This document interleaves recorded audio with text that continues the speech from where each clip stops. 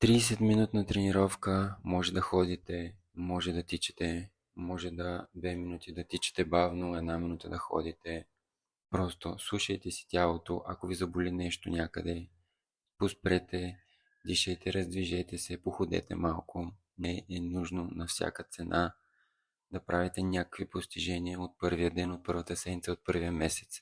Това е много дълъг процес, който си иска своето, дайте му време. Полагате основа и когато се наложи да бягате, защото някой ви гони, тогава вече наистина ще може да тичате без проблем. Е препоръчително понякога да тичате боси, така си изграждате стойката, защото по природа ние носим обувки от няколко стотин години, а всичките хиляди години, които сме на този свят, ние сме тичали боси. Това няма в природата.